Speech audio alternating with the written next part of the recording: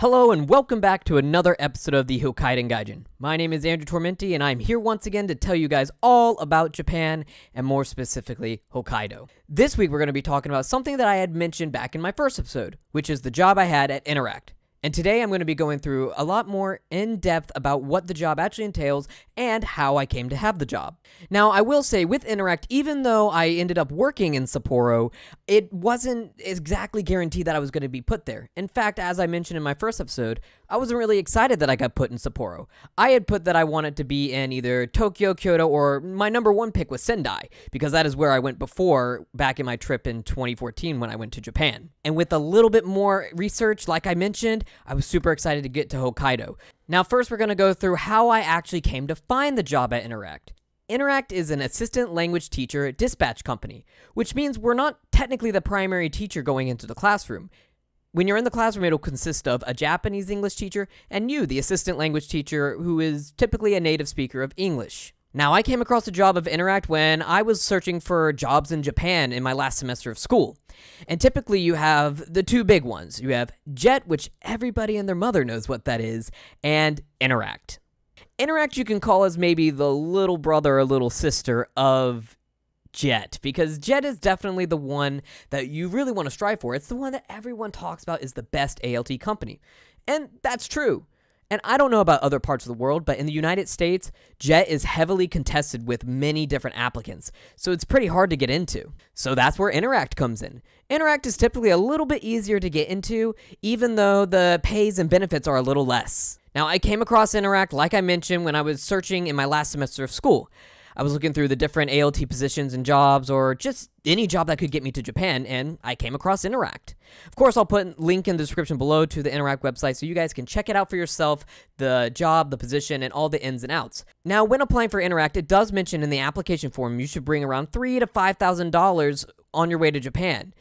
Now, this is because how the Japanese payment system works is your first month, you're not going to be getting a paycheck because you work the month of March and you'll get paid in April, like mid to end of April for the month of March. You always get paid for the month before, so it is really good to have that extra money in your bank account coming over, as well as you need that money to pay for your apartment. With your apartment, you're paying for your first 3 months' rent, and that can be a little steep. However, with Japan, the apartments are typically cheaper, especially because Interac is the one who will typically be finding you the apartment as well. As I've stated before, my apartment was around $440, so it was around $1,200 for my first 3 months. Now, if you're saying that's a lot of money. Interac does offer a loan service that does cover that first fee and as well as a little bit of extra money to help get you through that first month. Now, with that said, with your paycheck, you'll be paying off for the next few months or the next 6 months, depending on what you select, the loan in your paycheck. So you'll be getting a smaller paycheck for a little bit, but in the end, it was super helpful. I say it was super helpful because it's what I did when I went over there, and it was really nice, except they did do a mistake where they accidentally were charging me twice, and after I finished paying off, they continued taking money out of my account. Now, I did go to them and tell them that it was still charging, and they did give me the money back that they took extra out of, and it was all cleared in the end, but I did struggle a little bit because of that. Now, first thing they'll be doing is pretty much be scheduling you for one of their workshops that they have coming up for their interviews. Now, when I say workshop, it really is just the interview, and you need to show up there in a nice business-looking attire. And for me personally, I wore black slacks, black shoes, as well as a white button-up and a tie, and I made sure my hair looked nicer for the interview. You want to dress your best, and first impressions will matter. And during the interview, you are separated into 2 groups that you go in with. It's roughly groups of 5 that you will go into the room with, and each person will go through a 5-minute demonstration of a classroom. My 5-minute demonstration was pretty much just going through certain small vocabularies, as well as playing a small little fun game and doing a song. Just be super energetic and always have a good time. You want to show your energy that you have as a teacher, because, man, you're going to need it when you get there. And after the group interview, you'll be individually taken in and you will talk on one-on-one with one of the recruiters. They'll ask you simple questions of how flexible can you be, can you provide the money that's needed to get over to Japan, and so on and so forth. And that's where they'll ask you the 3 top locations that you want to be in Japan. Now, of course, like I said, I didn't even get any of the top 3 that I mentioned, and I thought Miyagi was going to be a pretty easy one to get to. However, I did get Sapporo, and I was still pretty happy in the end with it, of course. Now, for this interview, you're also going to be having to go to a location specified on their website. For me, it was Washington, D.C., which was a little bit of ways out, but it wasn't too bad of a drive. I was able to stay with one of my friends who lived close by, and then I was able to go to the location that was specified. After the interview is finished, you'll probably wait around 2 to 3 weeks for them to respond whether you've got the position or not. If you got the position, they'll email you saying, "Welcome to Interac." After a couple more weeks, they'll typically give you the location you're going to be in. And like I said, I was given Sapporo. And I knew other people who got things like Osaka, Fukuoka, and even Sendai, which is the one I wanted. And people also told me, oh, I wanted Hokkaido, which I just found it super funny that the ones that people wanted typically wasn't the one that they got, which is funny, but it is what it is. After they give you your location, then you will go on to start getting the stuff ready for your certification of eligibility. Now, this is what gets you into the country. It pretty much is your visa. I mean, it is your visa. However, you don't technically get your residential visa until you get to the country of Japan yourself. Now, they'll send you a form that they need you to fill out for your certification of eligibility, as well as get a very specific photo taken at any location or drugstore. Now, when I say very specific, you might not actually find the size that you need, and you might actually need to take a small little knife and just cut it perfectly to what you need. Now, I did mine at Walgreens, and I actually asked the people for the exact dimensions that I needed, and they took an X-Acto knife and cut it for me, and that was really nice of them. All you have to do is ask, and I'm sure they'd be happy to help.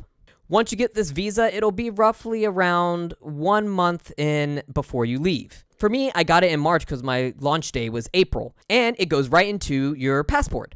Now, something else I need to mention is Interac doesn't pay for your flight over. Jet does, but Interac, you're going to have to find it yourself. Now, you could do the method that I did where I did 2 separate tickets, but you are taking a risk with weather. Like I've stated before, I had to end up paying for a change of ticket for my second flight because, well, the first one just got canceled due to weather delays, and it didn't really matter for my other ticket because that didn't, affect that one from flying out, so I had to change it with $400, and that was oof. Now, once you get all your stuff figured out and your date arrives, that's when you fly on over to Japan. And up next, we're going to be talking about what to do when you actually get to Japan with Interac. Now, in the last video, I already talked about the second day in Japan and what you're supposed to do. So we're going to just go ahead and go on to the training. Now, the training lasts about 2 weeks, and you're typically there for about 5 hours a day. It could be more, it could be less. It just really depends. Now, my training, and if you're in Hokkaido, you're going to be in Sapporo, and it's kind of different. All of the locations in Japan will be doing training in Tokyo. But if you're in Sapporo, because the school year is actually different time lengths in Sapporo or in Hokkaido itself. So we actually have a special training that's in Sapporo itself for just those people that are in Hokkaido. Now, what to expect in this training is you're pretty much just going to be going over the different techniques and stuff that you can do as an ALT. And they also give you some games that you can learn, as well as the books and materials that you'll be using for at the schools itself. Now, during training, they will also tell you the schools that you were assigned to. Now, for my first year, I was assigned to elementary schools. And during your training weeks, they will take people out individually to go actually visit their schools. And it was super exciting to go meet the different teachers, as well as some of the students that walked by. Now, next we're going to be talking about my actual Interac school experiences that I had. Now we're going to be moving on to the final section of today's topic, which is the job itself. First off, we're going to talk about my first year of teaching, which I did elementary school. I taught at 6 different elementary schools that at most took me an hour to get to work. It was pretty simple to get to work. I just hopped on the subway, and then I took a connection on the JR train. Now, for elementary schoolers, it's kind of easy in my opinion. You might be doing a lot more extra classes, especially with the new things they've been introducing with teaching English in schools for the Olympics. But it was such a blast to get to teach with those students. Right here, we'll show you that I have a picture of me in class, and the only reason I was able to get this photo and use it for online purposes is because it was put onto the school website and they allowed me to share it on social media. Because as a rule of thumb, typically, you shouldn't be putting the name of your school or taking pictures of any kind and posting them online. Schools are pretty private, and overall, it's just kind of self-explanatory that everyone has their privacy and want to keep it that way. Now, with my elementary schoolers, I felt like a superstar Because I have a lot of interest with anime and games, my students were super interested to learn about me and to kind of have a connection where we could talk about at lunch. And at lunchtime, you will also eat with the students. Even though you have the option, if you really want to eat in the teacher's room and kind of just have a break, I always ate with the students if I had the option. It was fun to try and talk to them and have them get to know me and me get to know them. It was super fun and friendly, and we always had a blast during school lunches.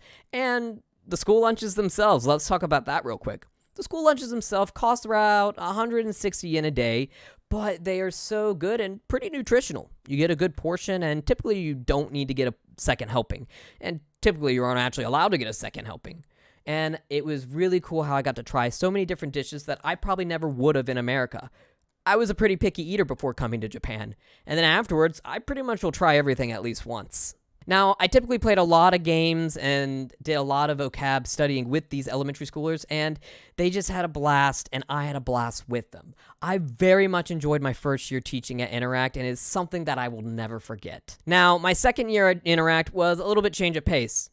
And as much as I really wanted to go back to all the schools I taught at, I ended up switching to junior high school, not by my decision, but as one Interac think and wanted me to try out for myself. And I will say, I didn't enjoy it as much as elementary school, just because it's the kind of personality I am, and junior high schoolers are a little bit rougher to crack. Now, it does depend on the school you have. The one school I had out of the two that I was teaching at was pretty rough. I had a lot of students that, sometimes gave me a bad experience, but overall, I still enjoyed teaching. And it's something I would definitely go back and do again. What I did like about my junior high schools is that they were a lot closer. I didn't have to take any trains, and I could actually just ride my bike or walk to school. At most, I walked about 40 minutes to get to the school on an icy day because I couldn't ride my bike. And on a good day, it would take me 20 minutes to get to the furthest school. But in the end, I still had a pretty good time teaching, even though I had some rough patches here or there. Now, the last part about my job is Interac doesn't pay too much. They pay enough. They pay enough for a Japanese home and insurance and all those kind of things, and that's well and good. But because you don't work super long days, you have the opportunity to get a part-time job. On Tuesdays and Thursdays, I did a part-time English tutoring at this one company, and I made some extra money on the side. It was pretty nice having that extra money for vacations or even just helping out on some bills and groceries when I needed it. Now, if you were doing another job, not Interact, where you have to be at the schools longer or you're directly hired by a school, you might not have the opportunity to do a part-time job, and that's not necessarily a bad thing. Even though it was super helpful, I do prefer just having one job, but the part-time job wasn't too bad. And that sums up Interact, more or less to say. Now, there are, of course, a lot of other things that you can learn about and get more in details with, and I will be posting in the link in the description below Interact and their parent company, Link Careers. Now, Link Careers kind of absorbed Interact after I'd started working there, and they give a lot of opportunities for people who might not want to be with Interact anymore, but they still want to stay in Japan. I will, of course, be, like I mentioned, putting the links below, and you guys can check them out for yourselves. They are super helpful for getting to Japan, and even sometimes finding some jobs outside of Interact. Is there anything different that I would do about Interact or how I perceived and went through this process?